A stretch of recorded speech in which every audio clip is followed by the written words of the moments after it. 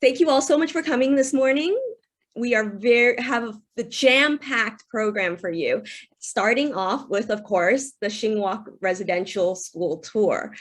This is going to be a wonderful talk, but we've got a number of lovely programs all day.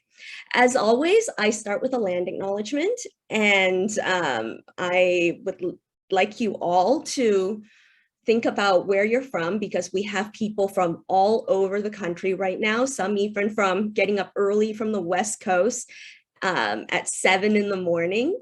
So please take a moment to think about the territories that you're on. For me, I'm calling from Treaty 13 lands. They're the traditional territories of the Wendat peoples, the Haudenosaunee, the Anishinaabe, and the Mississaugas of the Credit. And I have had the pleasure of working with Maddie Bifano before on this. I invited her once to do this Shingwauk Residential School virtual tour. And it was really important to me to recognize that we are on the traditional territories. We're both on the traditional territories of the Anishinaabe. And when I first introduced her, I had spoken of some of the priorities of the Anishinaabe peoples. And one of their greatest priorities is the preservation and the cultivation and the priority of their language and their culture and their heritage. And this time I'd like to talk about, when you think about the Anishinaabemowin heritage and culture, the first name that comes to mind with respect to art and culture is Norval Morisseau, who is one of the preeminent Indigenous artists of this generation.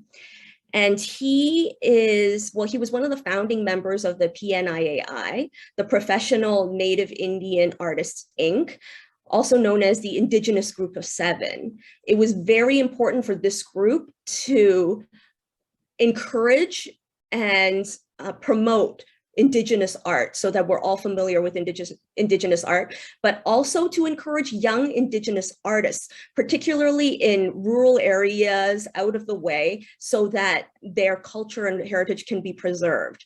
This was one of the most important priorities of the PNIAI and of Norval Morisseau himself.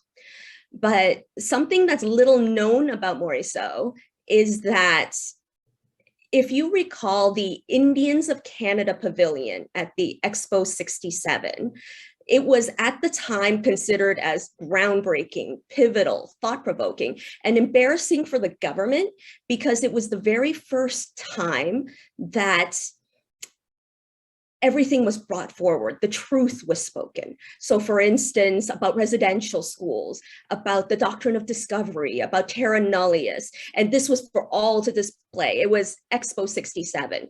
And today it is considered to be basically the one example of truth and reconciliation, how we had basically opened the door for the very first time about what the truth is. And the thing about that is that what is little known is Morisseau actually walked away from that pavilion, walked away from his work there, because he had been commissioned to do a giant mural, which was a depiction of Mother Earth nursing bear cubs, which was a very Indigenous image, very suited for the creator, Mother Earth, very symbolic, except the organizers of Expo 67 felt it was too controversial. It was supposed to be the truth. It was supposed to embrace Indigenous culture, but they considered this artwork to be too controversial and tried to censor him. And he walked away from it. He never finished it. And yet today, it's a little known fact, it's not a secret per se, but it's a little known fact that he never finished it. That work was finished. It was finished by Carl Ray, but it was completely attributed to him. And to me, it resonated with me because first, he walked away from it to remain true to his Anishinaabe culture. And second, because organizers sought to suppress him and continue to seek to suppress him by not mentioning that he had walked away because he couldn't remain true to his culture and art. So to me, that was profound because we are seeking truth and reconciliation, truth in all its awkwardness, truth in all its shameful past. So it was important to me to bring Maddie here today to speak on residential schools and to take us a tour of Shingwauk Residential School and show how their society has embraced truth in order to seek reconciliation. So a little bit more about what we're going to do today. This is going to be a safe space. We are going to have Q&A at the end, but chat has been disabled.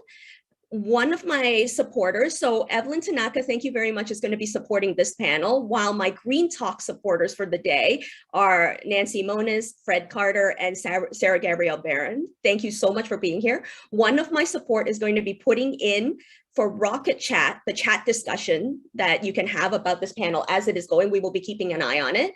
But there will be a Q&A. You can use your raise hand function. The Q&A function is going to be there. That will be after. So we're going to start off with the presentation by Maddie, which is about 45 minutes to an hour. And then it's going to be open questions and answer and discussion after that. So operating between 1873 and 1970, Shingwauk Residential School was one of the 130 boarding schools for First Nations, Métis, and Inuit children that operated in Canada.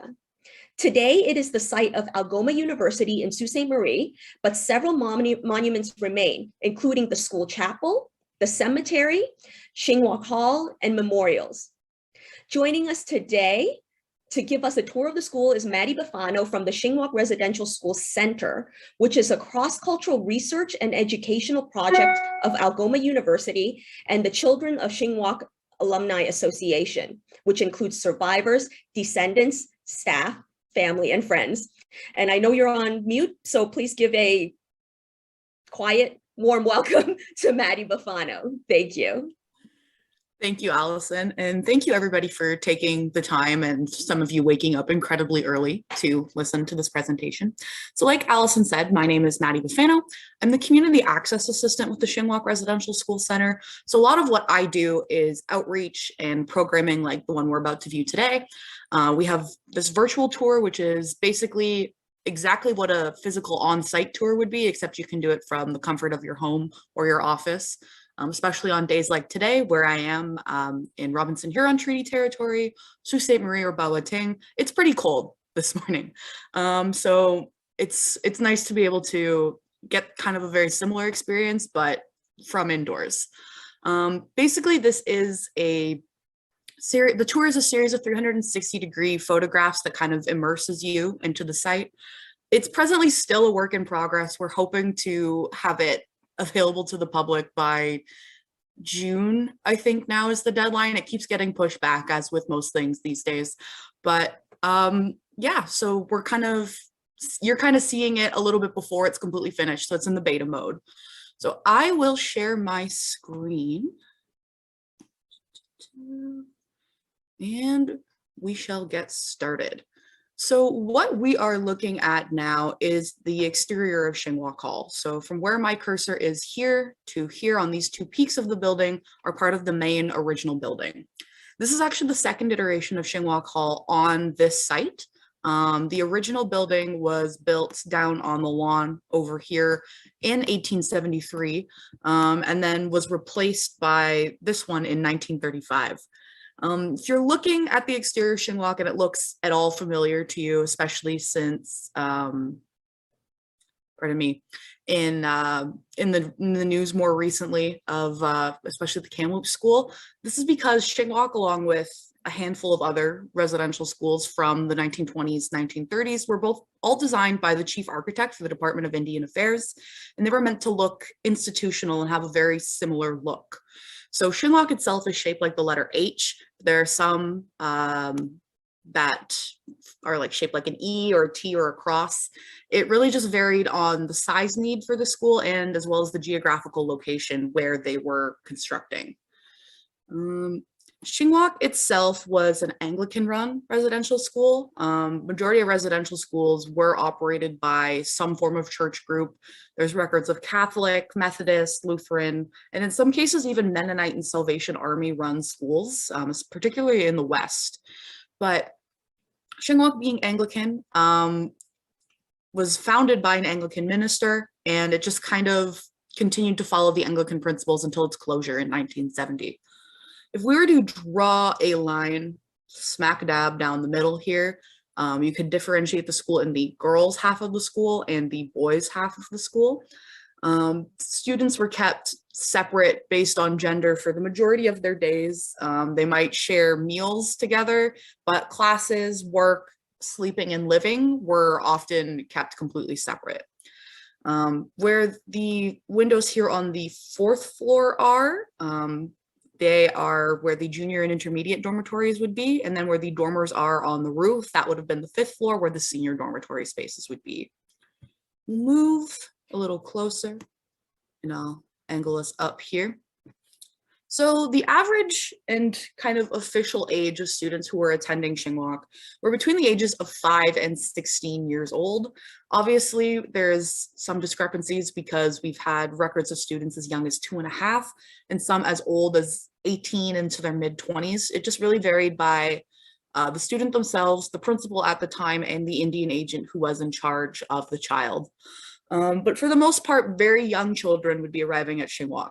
Especially in the 1930s, if you're put yourself in the shoes of a 5-year-old, you kind of be looking at the building from this angle, but it might be the very first time you've seen a building this big, especially if they were coming from remote communities or just had never been taken from their home community before. So in some cases, this might be the first brick building they've seen. It might be the first building more than 2 stories. In some cases, it might even be the first building they've seen with electric lights.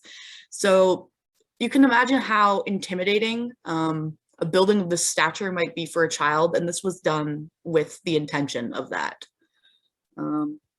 Moving forward here, I'm going to draw our attention to the front doors. So these are actually the original front doors from when the school was constructed in the 1930s.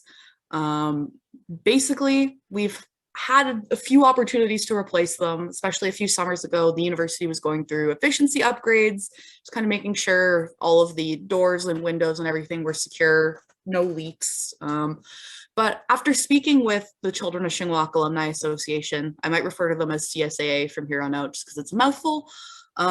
They felt really strongly that we keep these doors as long as we possibly can. So you can see that the hardware has been replaced in some sections, especially up here with the 2 different opening mechanisms. But for the most part, they're about as original as it gets. And CSA feels so strongly about keeping these doors because the moment they walk through these doors is the moments their lives changed forever. Upon arrival at residential school, would be the only time students would use these doors. So they would walk up the front steps, go through the front doors, and then on the direct right would have been the principal's office. They would get registered in, and then they'd never use the doors again. There's a separate girls' door and a boys' door at the rear of the school, which we'll see later on in the tour. But for the most part, these were only for staff, visitors, clergy members. Students were not allowed to use these front doors. Moving from here, I'm just going to move my little Zoom window over. We're going to the front lawn. So just to give us some bearings. This is Shingwauk Hall here, and this is the front lawn here. So you can see that there's actually 2 monuments on the front lawn of Shingwauk. So this one in front, the newer looking one, was erected in 2012 by the Children of Shingwauk Alumni Association. And if you zoom in, I apologize, it's a little slow. You can see that it features the 7 grandfather teachings in both English and Ojibwe. And it's dedicated to everybody who attended residential school across Turtle Island or North America, whether they came home or not at the end of their time in residential school. So this monument, you'll notice that it faces the school. So this is done intentionally as a way to kind of say, we are strong, we are resilient. What you tried to do was not successful. And just kind of standing back in the face of colonialism and in the face of adversity, which I think is a really cool and poignant thing to do in a monument. It's just so very subtle, but it also kind of has that subversiveness that if you really think about it, you're like, huh, that's pretty powerful. Its back is also to this monument here. So this one is obviously quite a bit older. It was put up in sometime in the 1930s after the original school on the site was torn down. It's actually made from sandstone from the foundation of that school, and it's dedicated to Reverend E.F. Wilson, who was the founder and the first principal of the Shingwauk Residential School. Wilson was an Anglican missionary. He came to Canada via Barnsbury, England, eventually ending up in Huron College in London, Ontario. Completed his missionary training there, and eventually started doing work along the shores of Lake Huron. He started in the Sarnia, Ontario, Walpole Island region and worked his way up along before eventually ending up in the Sault Ste. Marie, Algoma area. Wilson had a vision to build the Shingwauk Industrial Home.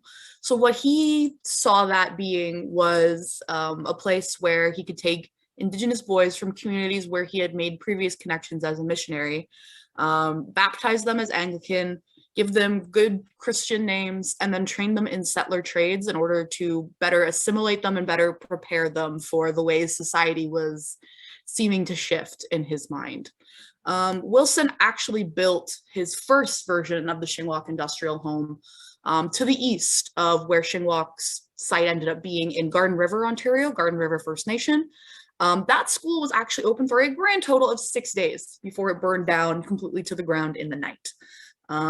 There were no casualties. The building was a total loss, but it's kind of believed by the people of Garden River that that fire may or may not have been set intentionally. They did not want the school on their land, rightfully so. So the belief is that it may have been an intentional fire. There, however, is no proof or documentation to back this up. It was also in the dead of winter and they were using coal stoves and wood stoves. So accidents do happen, especially in new, potentially improperly built buildings. But that's just kind of the community belief around the area. After the school burnt down, Wilson kind of packed himself up, packed up his family and his 11 children, and went back to Cornwall, Ontario for a little while before securing the land that Shingwauk is on today. So he chose this land here for a couple of reasons, but both of those have to do with the proximity to the river. So it's kind of hard to see in the virtual tour, but in behind this building back here is the St. Mary's River. The St. Mary's River connects both Lake Huron and Lake Superior through a system of rapids. It's where Sault Ste. Marie gets its name, Rapids of St. Mary's River. But basically what the thought process was here was if he built the school close enough to the water, if there was another fire, they could very easily have access to the resources they needed to put it out. So at the time of construction, Shingwauk Home went from about the corner of this monument here over to the driveway here. And the river was actually up where the road was. So it was much closer at that time. So it would have been really easy access in order to put out a fire if, God forbid, one should happen. Another reason he chose for the proximity to the water is the fact that Sault Ste. Marie in the 1800s was so remote, only majority of supplies and people could more easily get up there by boat. It was a lot easier to overland in the winter, but then it's not conducive to construction in a lot of ways. So Sault Ste. Marie had a port, but at the time of Shingwauk's construction, Sault Ste. Marie was 10 miles to the west. So it made it a little bit difficult to obtain supplies, especially when there was one kind of scant dirt road into Sault Ste. Marie at that time. So by building a small port and docking system by the water here, new students to the school were able to more easily arrive as well as getting any supplies that they needed. So you wouldn't have to send a porter down into town and then come back again.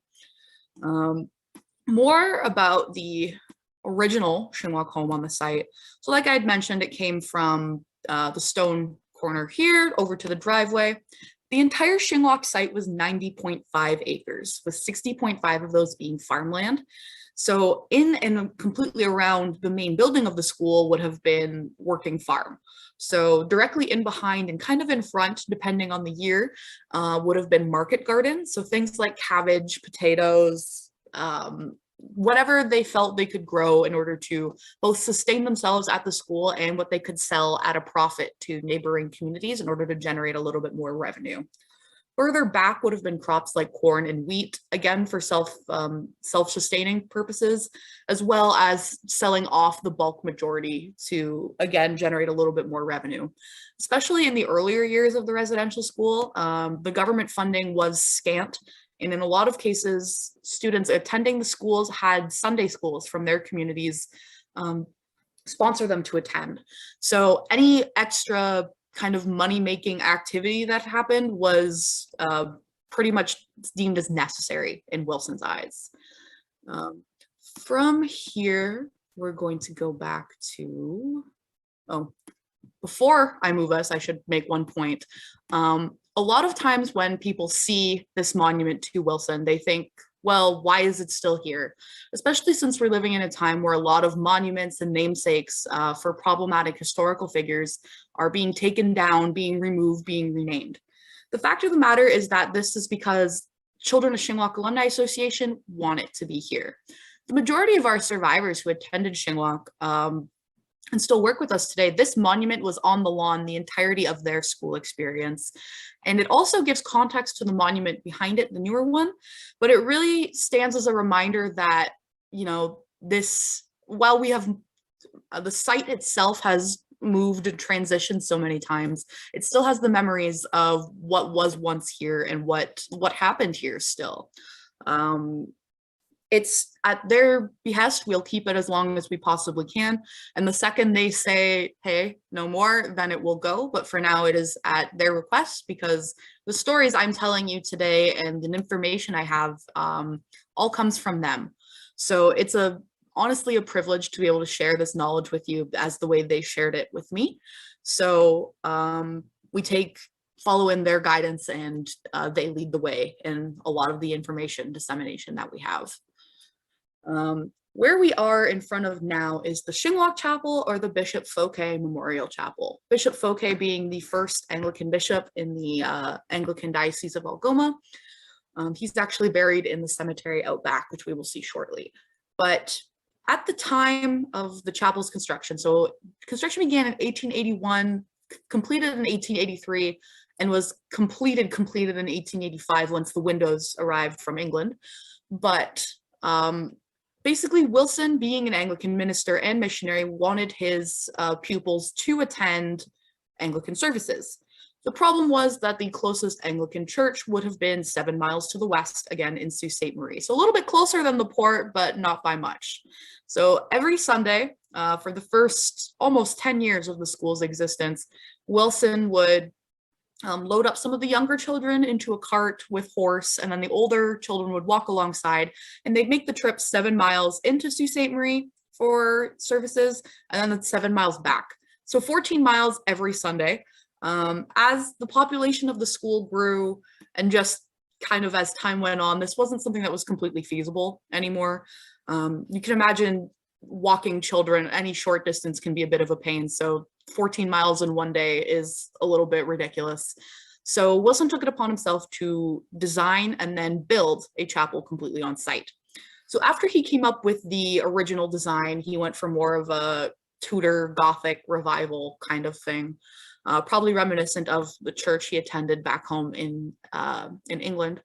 But he hired one adult general contractor, and the remainder of the work was done completely by students, completely on site, and completely by hand.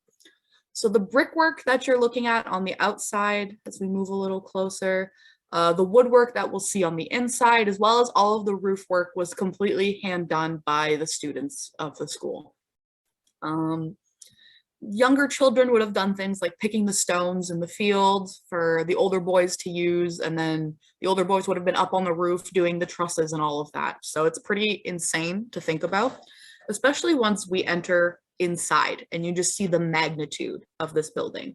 So all of the woodworking, anything in this archway, the herringboning on the ceiling, the pews, the pulpit, the altar, turning around, things like that. Every single aspect of this building was done by children. Moving back a little bit here, just to give a more encompassing view of the site. So when a lot of people hear that the students did a lot of this work, they think, wow, like it's incredible. And it's incredible craftsmanship. There's no denying that whatsoever. But they think it's great that the students had these opportunities to develop these skills, to hone these skills and be able to take it on with them after they left residential school. But unfortunately, the fact of the matter is that a lot of students, the skills they learned at residential school were not applicable to their lives beyond that. So majority of the students who would have built the chapel were from Walpole Island or from Northern Quebec in some scenarios. So upon returning home, being able to build something of this magnitude or this complex woodworking is not really applicable if you're living in a smaller community, a more traditional community in a lot of cases. It would benefit you if you planned on moving into a settler community and working there. But in a lot of cases, most of the students just wanted to go home. So it wasn't a skill that they could easily translate into their home life. Another example and a little anecdote that I like to use about transferableness of skills from residential school comes from one of the survivors that we work very closely with, Mike Kakagi. Mike is from Missinaibi Cree First Nation, and he kind of part-time resides between Chapleau, Ontario and Sault Ste. Marie, Ontario right now. But Mike, during his time at Shingwauk, was tasked with learning how to take care of dairy cattle. So he learned how to milk cows, feed cows, take care of them, things like that. But the problem is Mike is from Chapleau, Ontario.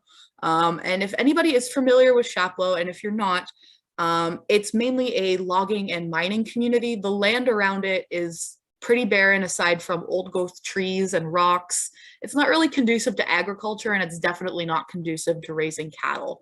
So upon leaving residential school, Mike, who is in his 80s now, has never touched a cow since.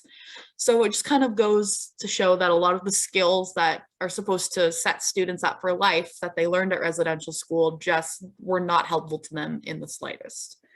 To speak more about the chapel itself, it kind of has a mixed set of emotions surrounding it for a lot of survivors. So on one hand, you have survivors who may have come from families who are already practicing Anglicans. Their parents may have attended residential school. There may have been a missionary in their home community. So the Anglican faith may have been something that was already very present and very prominent in their lives. So coming to the chapel could be a connection to home, a connection to faith, a connection to their family, and just kind of a little beacon of hope, right? The same way that religion causes hope for people today, it could have done the same for students at the residential school. In fact, a lot of the survivors that we work with today are still practicing dedicated Anglicans. So it had that impact in that it was something that was comfortable and something that was familiar. So coming to the chapel could be just kind of a safe space for a lot of survivors.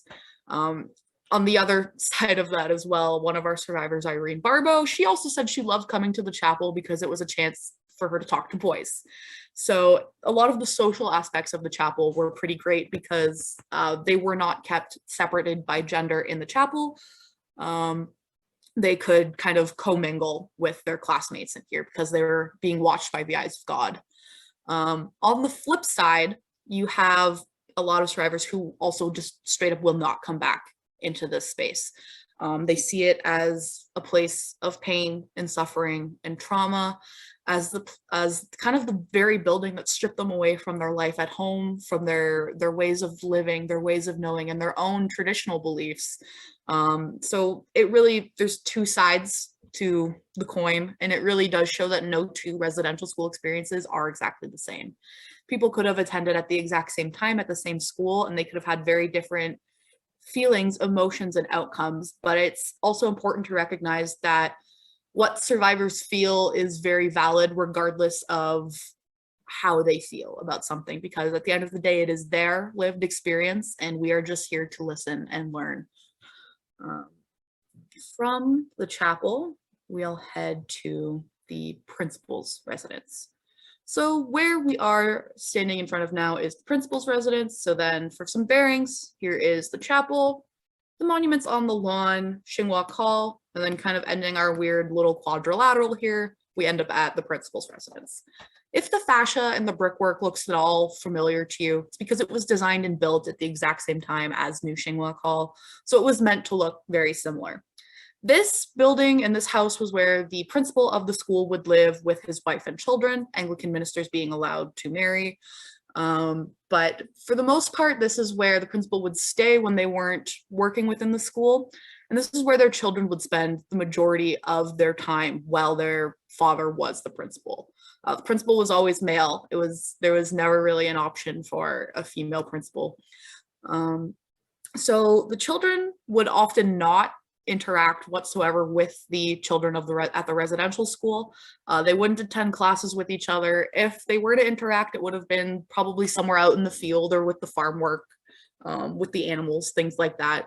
Most kids love farm animals, so it kind of makes sense for them to end up in the same spaces at the same time. But the children of the principal would either be homeschooled by their mother or by a governess, and then later on would have attended schools that were elsewhere in the community as they kind of came to be. More recently, this was the offices of Shingwauk Kinamagagamig, or SKG, Shingwauk University, so Algoma University's Indigenous Partner Institution. So with SKG, they did a lot of really awesome cultural and land-based activities. They are in charge of cultural, land-based, and language activities that happen within Algoma University. They facilitate the courses. So what they did in here were things like beadwork nights, Anishinaabe-Moan Pictionary, language practices,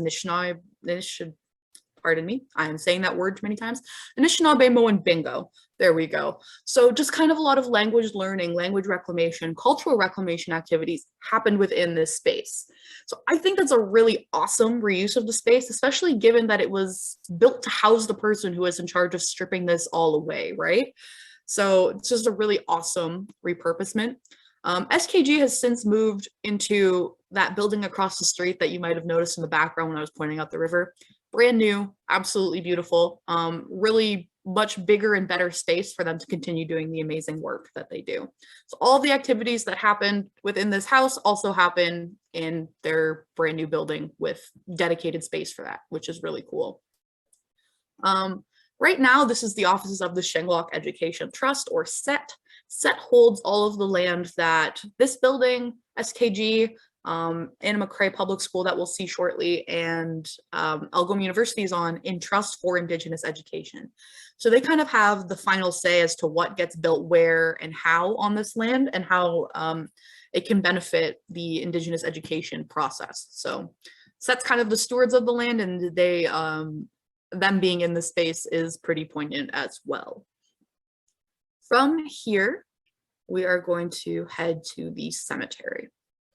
So before we enter the cemetery space, I always feel that it's important to preface that not every residential school may have had a chapel space.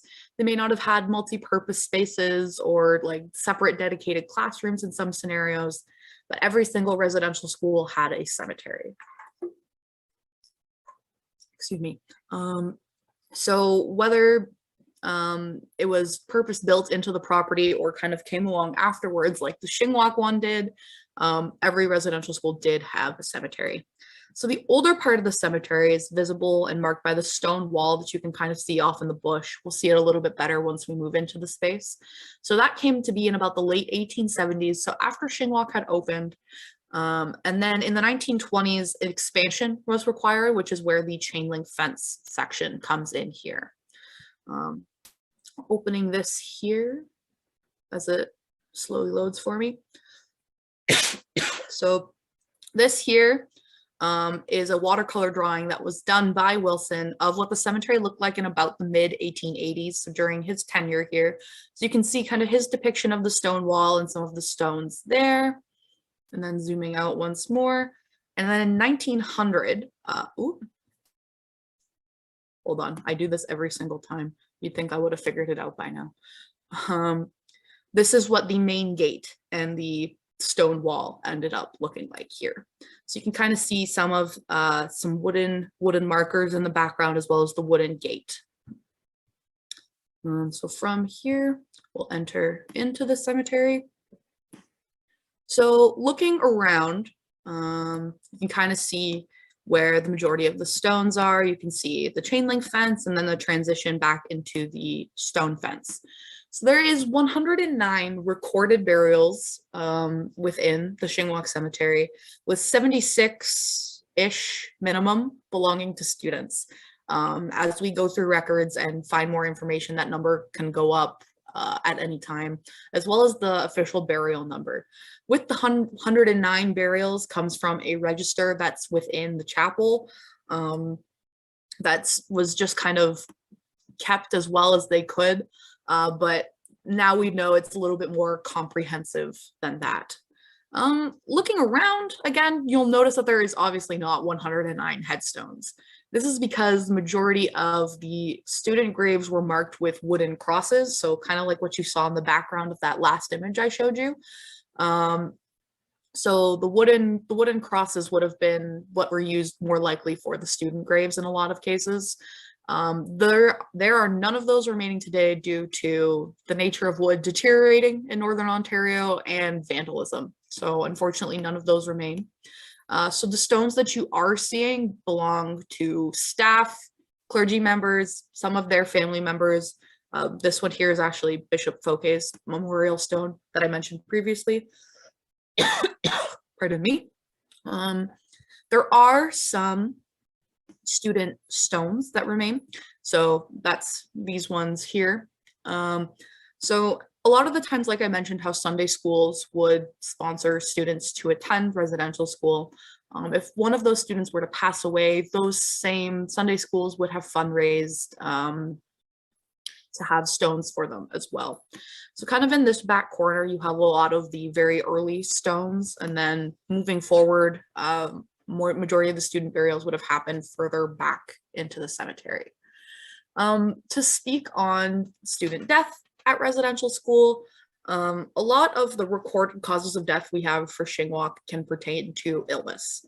So students were not being fed the most nutritionally dense diets. They would have been sleeping in rooms with 30 to 40 other kids. So if somebody were to get sick, pretty much you're guaranteeing that everybody is going to get sick. Pardon me. So things like tuberculosis, measles, influenza ran absolutely rampant throughout the residential school system, and Shingwauk was absolutely no exception. Some other causes of death could be related to drownings, being so close to the river, and actually in back here was a lake at one point, as well as farming accidents. But for the most part, what we have recorded is illness. And that's not to say that there were no causes of death that could be attributed back to abuse. What we know about how the deaths were recorded and reported comes from something called the quarterly returns.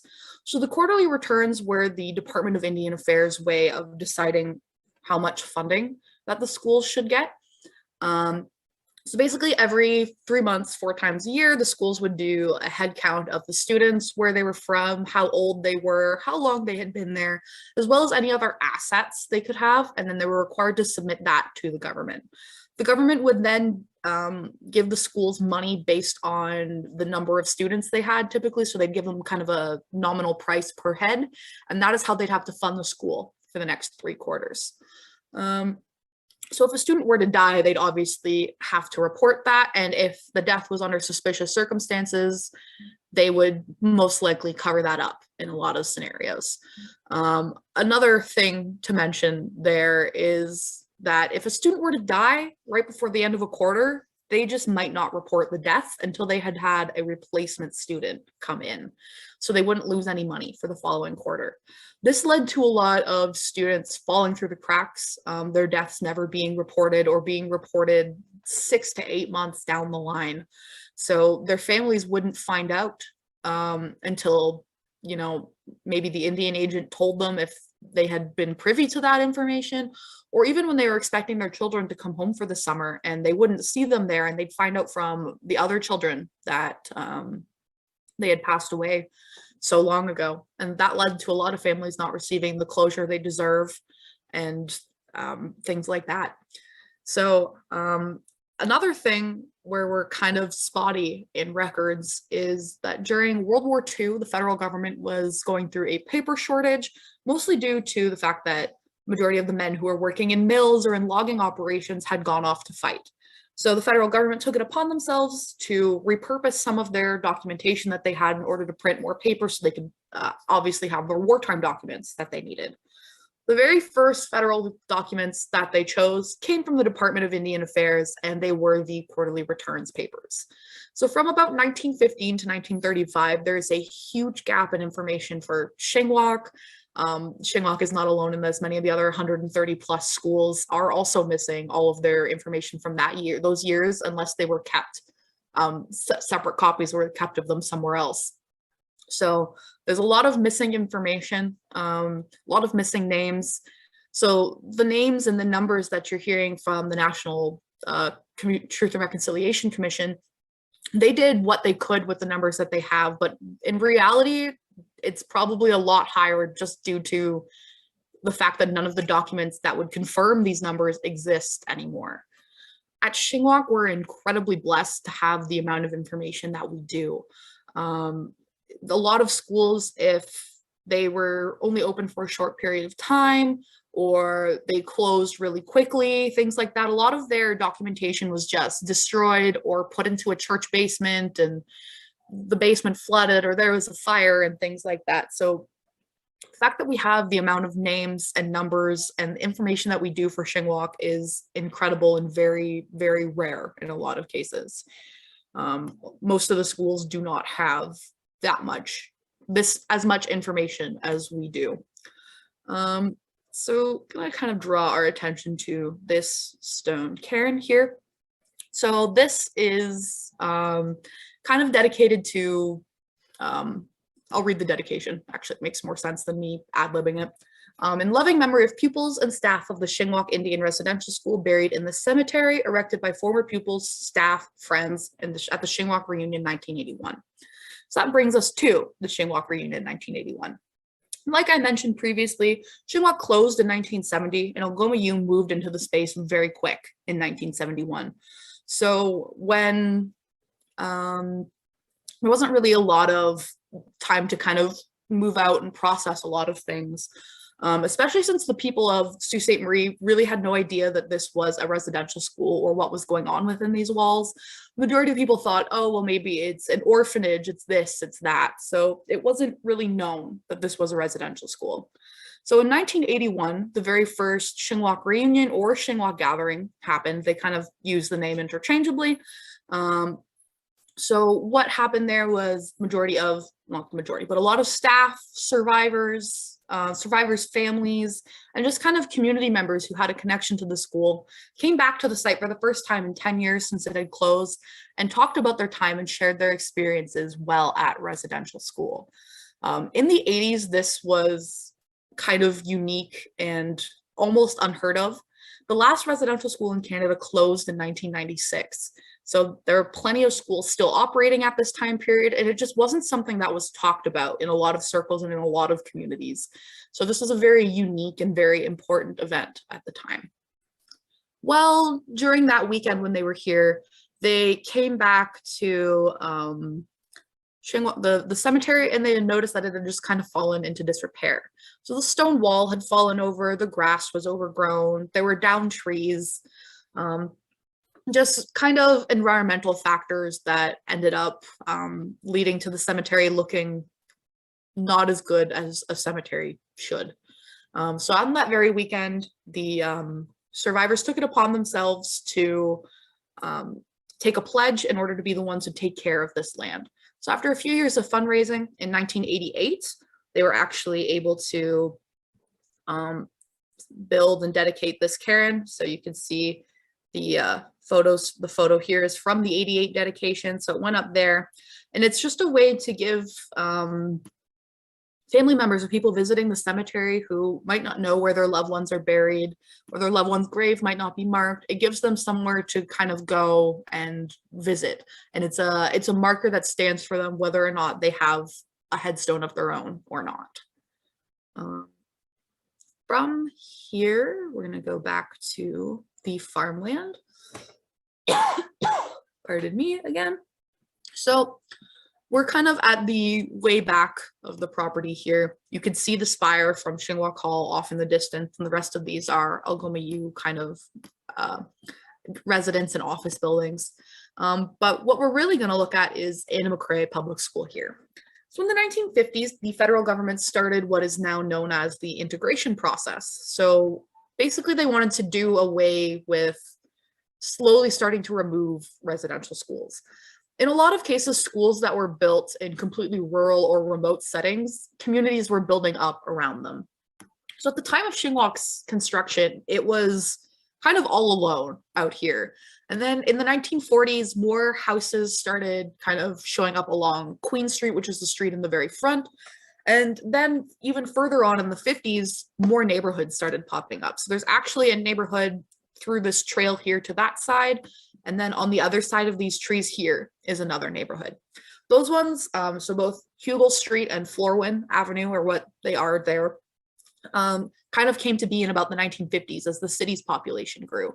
So this was happening a lot in a lot of other residential school areas where cities and towns were expanding outwards. So as towns expand outwards, you obviously need more schools for students.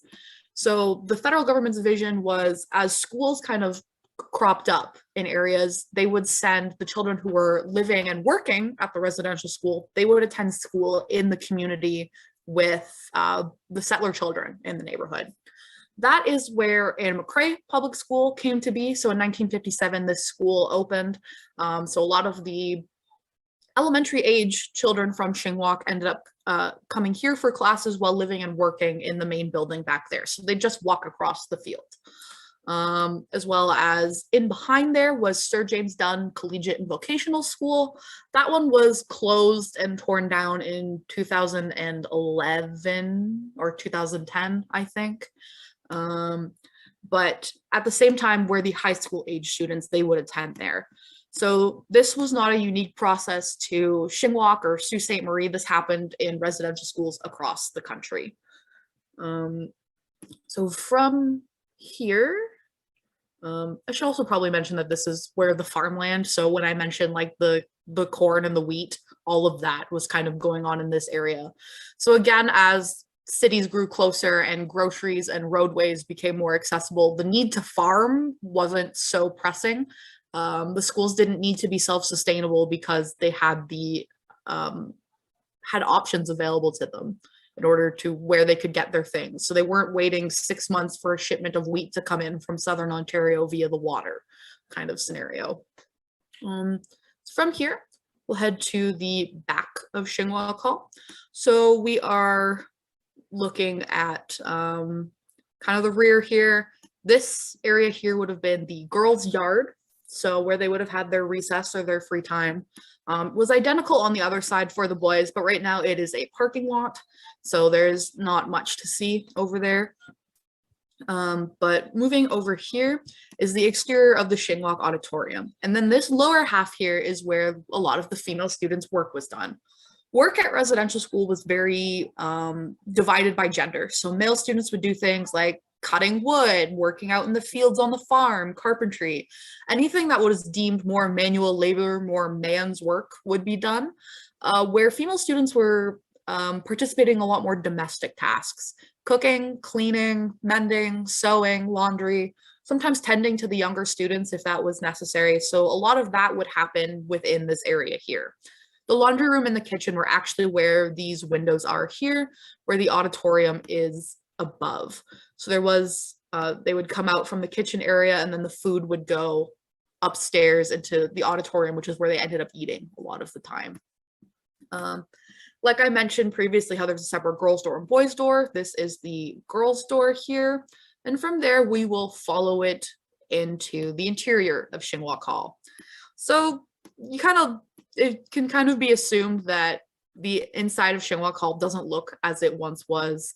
Now this hallway that would have been mostly classroom space is majority office space. It's obviously been retrofitted to look like any other university in a lot of scenarios, but the building does still hold bits and pieces and memories from when it was solely a residential school. Mainly this little cubbyhole here, which I will be drawing our attention to. So this little crawl space, little cubbyhole here is probably about 2.5 feet wide, maybe 4.5 feet long. It's no bigger than the landing space underneath it. But basically in the 40s and the 50s, the students found they could get into this space. And then they began using it as a safe space. So a place where they could speak their own language without getting in trouble, a place where they could be alone, because it's really hard to be alone when you're sharing a room with 30 to 40 other kids at a time. Just kind of a place where they could feel safe and comforted. Unfortunately, staff members found out about what they were using the space for and flipped it into a space of punishment. If a student was caught speaking their own language, perhaps running away, anything that was deemed a punishable offense, they could be placed into the cubbyhole, closed in and left without food or water from anywhere from an hour to a full day, sometimes longer in a lot of scenarios. So they wouldn't be allowed to leave until that staff member let them out. So it really shows how something that was safe and small and comforting for the children ended up being flipped into a place of pain and suffering and trauma. There was an identical crawl space like that on the boys' stairs down the hall here.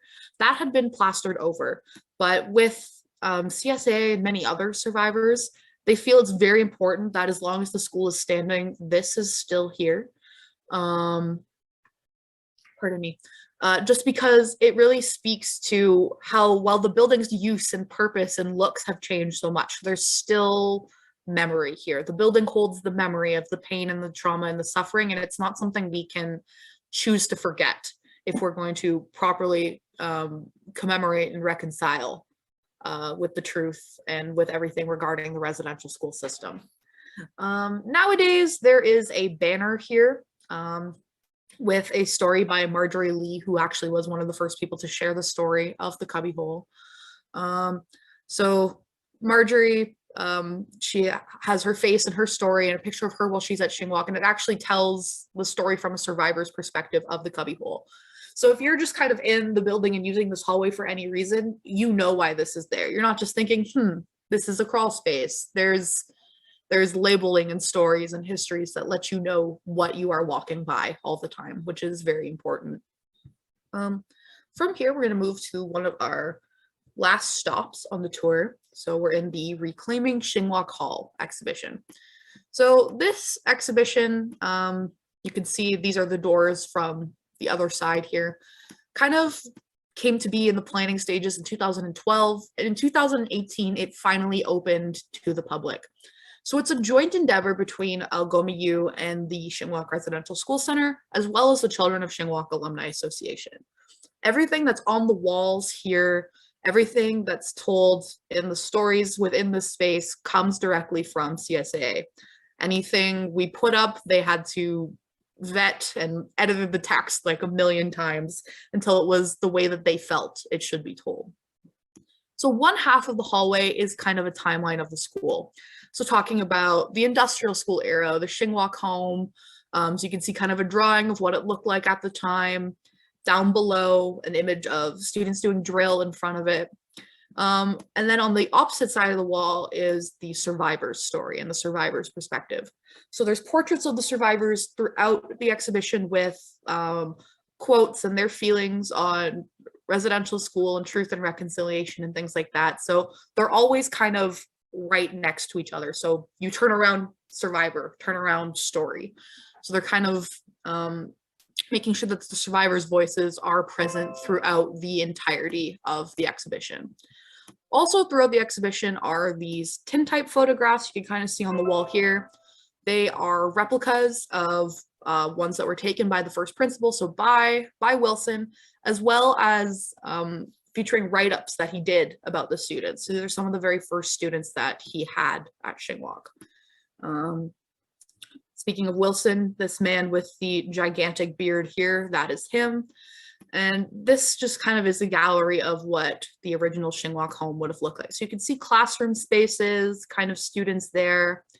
This image down here is actually pretty neat because it features current Shingwauk Hall and the old Shingwauk home kind of existing on the property at the same time.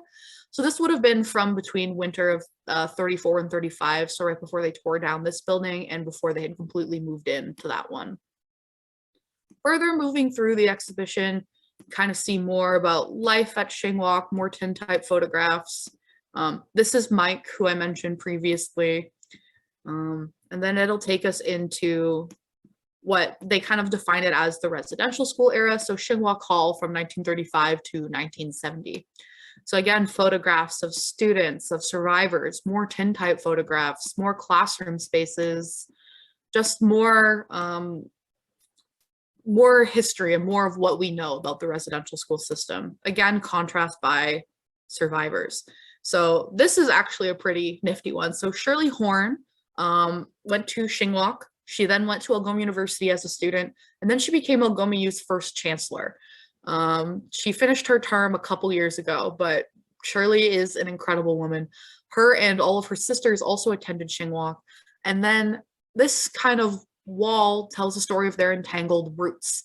So Shirley's sisters and their children and their children's children are all connected to Shingwauk and Algoma U in some way. A lot of their children ended up coming to Algoma and taking classes here or working here or getting their degrees here, and then it continues on with their grandchildren as well.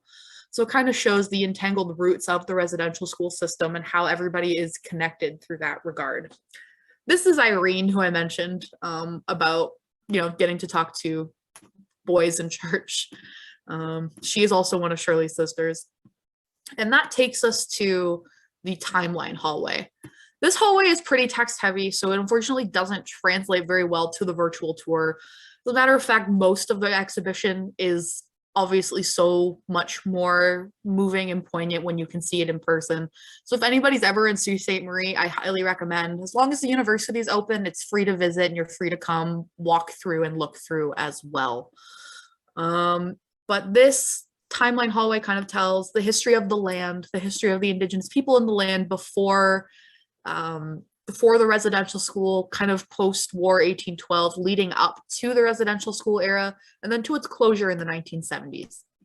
So kind of a bit of a timeline there, which then leads us into the most recently completed phase of reclaiming Shingwauk Hall, the vestibule space. So this space is meant to be a more interactive, what life was like inside the schools kind of area.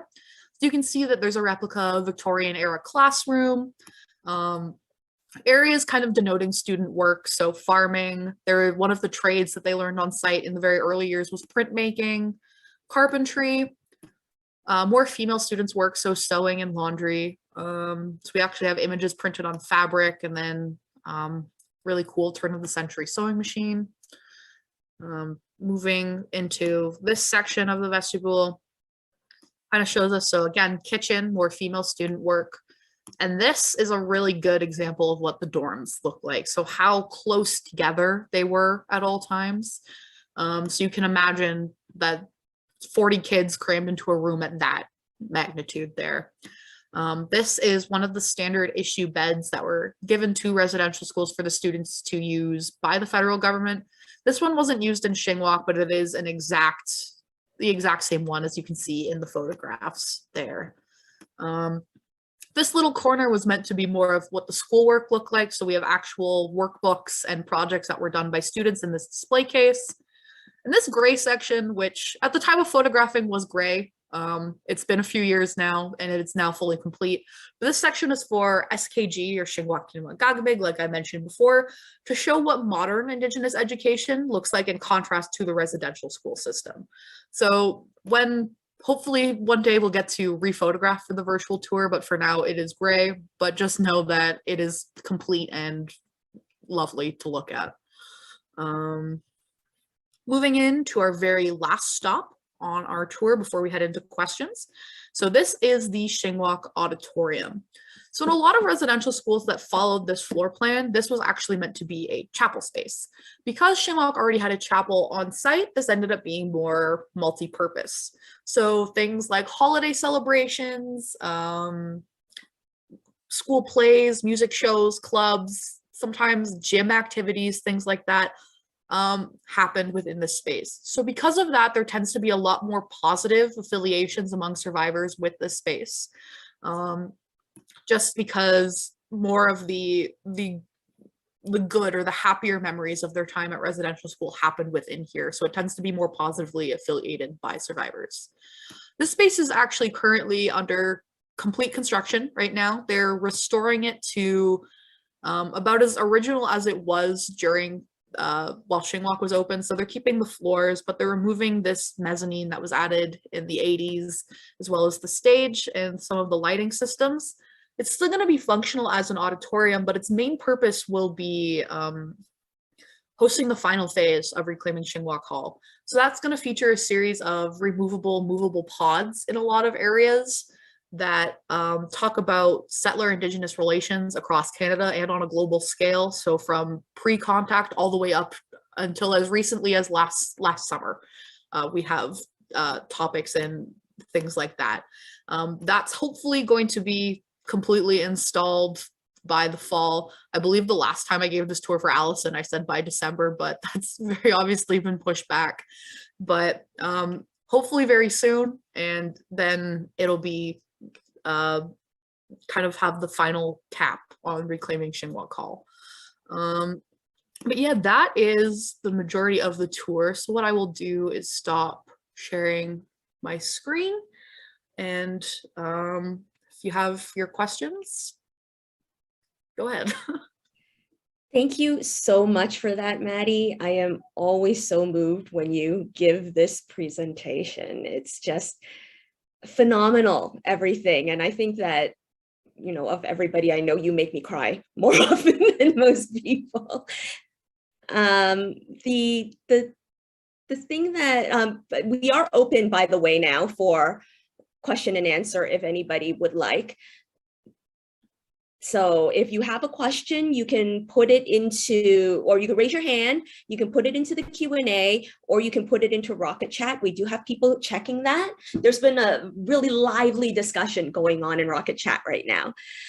But I'm going to take advantage of my privilege as moderator, and I'm going to start. And this is a question that I asked you last time as well, about the 2.5-year-old child. Like that was, you know, because we spoke about this before, that really threw me. Could you shed some more light on that? I started talking and I'm still on mute. My bad. But in a lot of scenarios where children that young were taken to residential school, that was at the discretion of the Indian agent. So they, for whatever reason, felt that that child would be better off not in the care of their parents, which in a lot of the cases was not true. Just feeling like they'd be better taken care of while at the residential school, working very similar to the child welfare system and the foster care system here is how they treated the residential school system.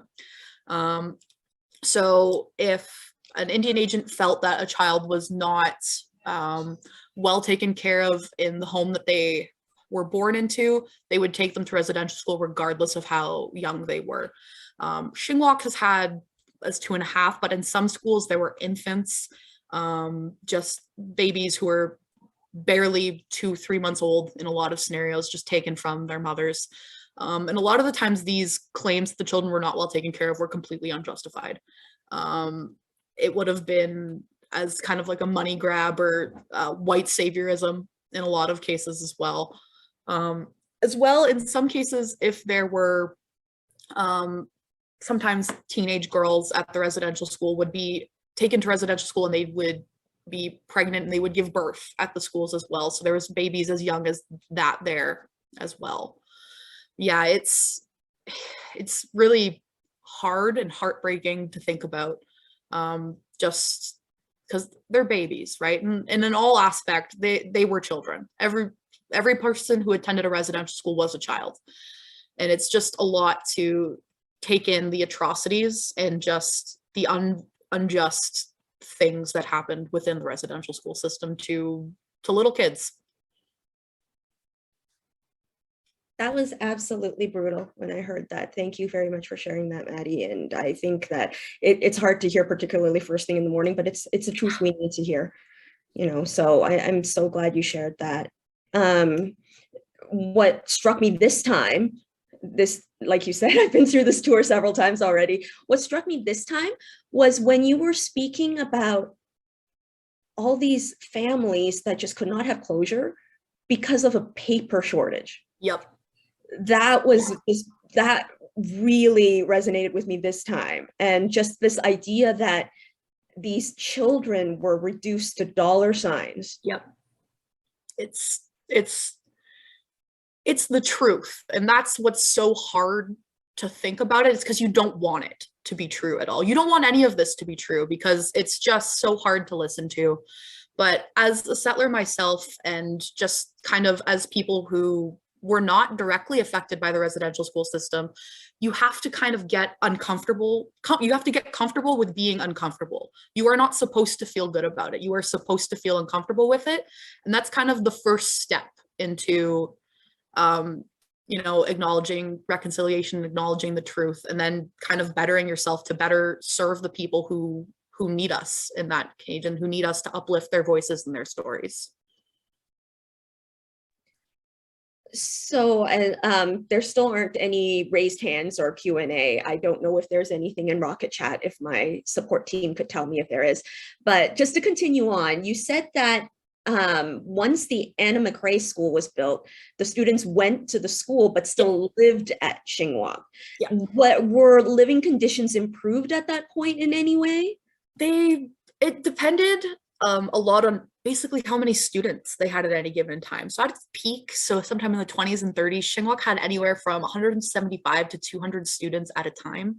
That number obviously fluctuated, just going on by the years. But in the 50s and the 60s, they were still operating about 100 to 120, 150 students at any given time. Because a lot of the classroom spaces could be used as maybe sleeping spaces, they weren't as cramped, and they were able to, you didn't have 5-year-olds in the same room as, like, say 12 or 13-year-olds in a lot of areas. But at the same time, it's still not an ideal situation. There was actually a period of time where they had to do some construction on Anna McRae, and a lot of the classes actually happened at Shingwauk. So there were settler children learning in the Shingwauk classroom. So their teachers and everything, they had moved into that space. So I've actually spoken to some members of the community who were like, I had like my grade 3 class in this building because they were refixing something like that. So it's pretty interesting in that regard. And again, I know that I dumped a ton of information on everybody all at once, and a lot of it can be very upsetting, and it's also very early in the morning on a Saturday for some people. So if you don't have any questions right now, you can reach out to us on our Facebook page or on any of our social media. We're SRSC archives on all of them. So if something comes up to you at that point, like, I will do my best to answer them, because I also am respecting that it can be very hard to process and come up with things right away. Thank you so much for that.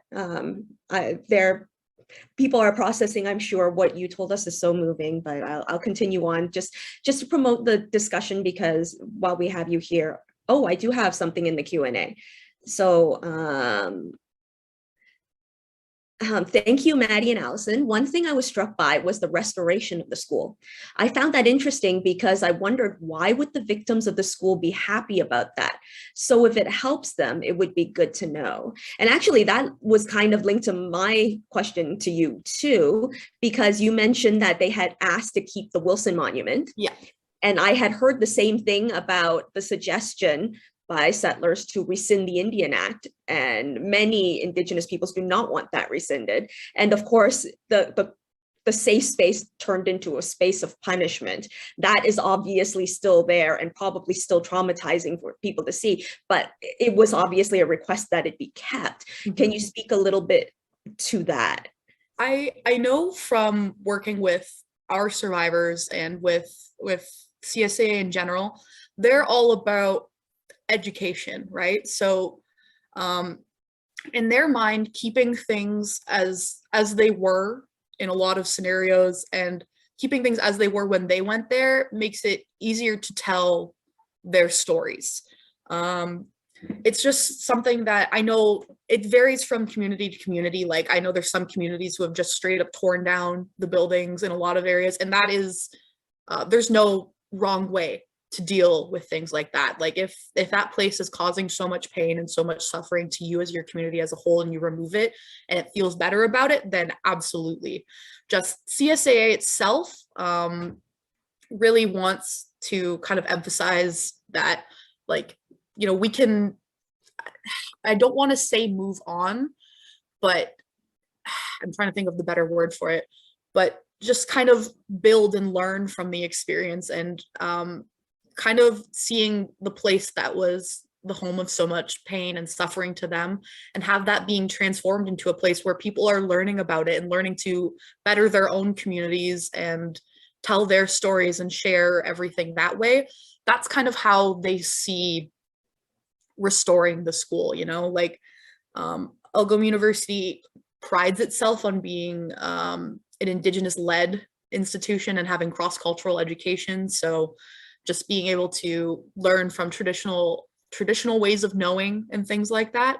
So it's just kind of using that space to foster a better environment, kind of focuses in the healing portion, right? While buildings have memory, and while we can't erase what happened in places, you can heal. There will always be scars, there will always be the marks, but in order to better yourself and to move forward as a person, you need to heal, and that's kind of the sentiment they're holding with the building. Thank you. I think there was a question popped into the Rocket chat. Oh, I don't know if you know the answer to this, but how many residential school survivors are there still in Canada? I don't have the direct number for that, because some of the schools were operating up until 1996. That's 26 years ago, right? So if they left school at 16, 26, they're only in their 40s or their 50s at this point. So there's a lot more people than we think of who are directly connected and affected by residential schools. And a lot of survivors, well, maybe their children didn't go, their children are by definition intergenerational survivors, because the trauma of residential schools is passed down generation to generation, just things like that. So it's really hard to put an approximate or even any kind of number on it. Another question we had, what was the role of the Anglican Church in restoring the school? So once they kind of opted out of, when Shingwauk closed and Algoma U moved into the space, they kind of took a bit more of a backseat role. Obviously, the chapel is still a consecrated Anglican chapel, but it's actually, the property it's on and it's owned is kind of controlled by Shingwauk Education Trust.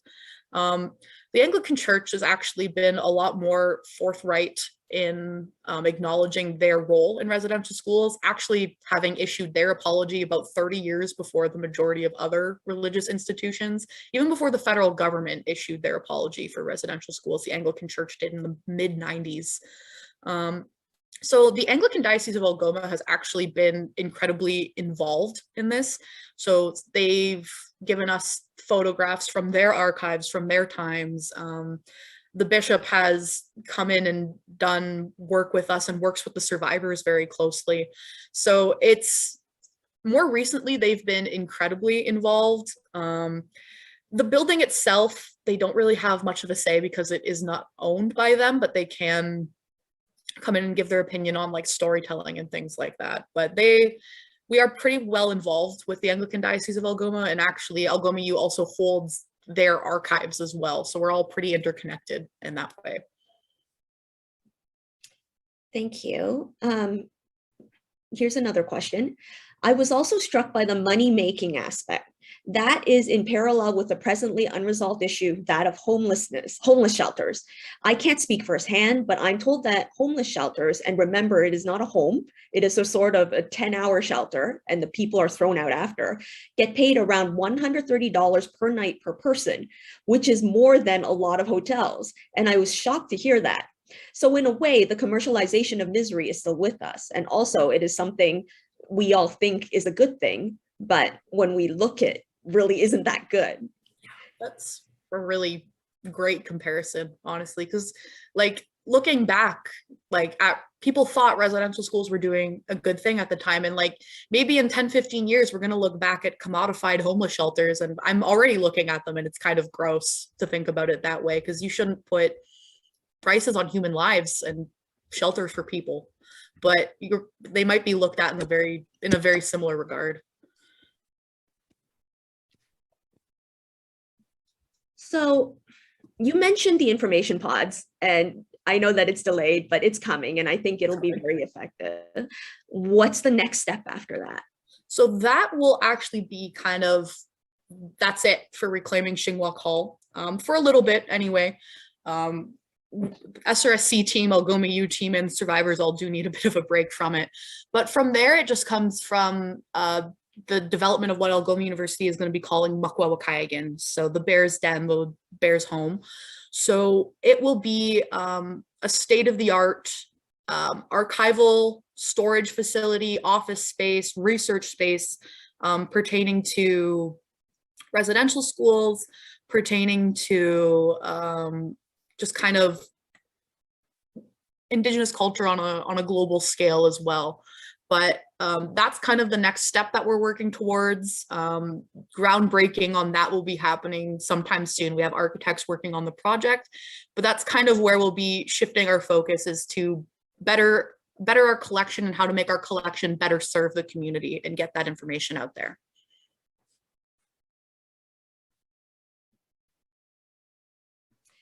So if there are no other questions, I think that this has been a phenomenal, amazing, incredible tour. Great way to start our Green Talks today, and wonderful to hear you speak again, Maddie, and be on this tour, because every single time I pick up something new and something different and something that is truly necessary for truth and reconciliation. And as you said, the truth is not comfortable. It's not meant to be comfortable. If it's comfortable, we're doing it wrong. Exactly. So yeah, it's been fantastic to have you. So thank you so much for this. If there's nothing else, I also want to thank my support for this panel, Evelyn Tanaka, and the Green Talk support team for this morning, Fred Carter, Nancy Moniz, and Sarah Gabriel Barron has gone on to the policy side now. But it's 11:22 now. They're about to start the policy side with the morning opening. And we're going to take a break so that nobody misses the morning opening. We're going to be back again at 12 with a talk by Carrie Rutherford on Climate Assembly, 12 o'clock Eastern.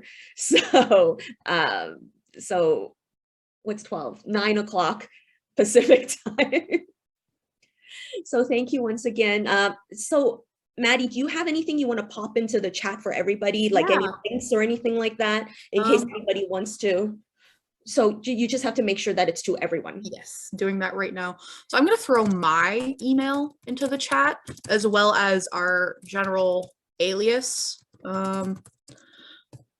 So both of those are there, but if you email either mine or the alias, we can talk more about if anybody has any questions or just anything else that didn't get covered upon that you'd like to know today. We also do tours like this for any size of organization or even just personal interest. We also do in-person ones. So if you email us through there, we can get something set up as well. And I just want to thank everybody for taking the time today to listen. And I hope you all have a really great rest of your day and a really great rest of your weekend.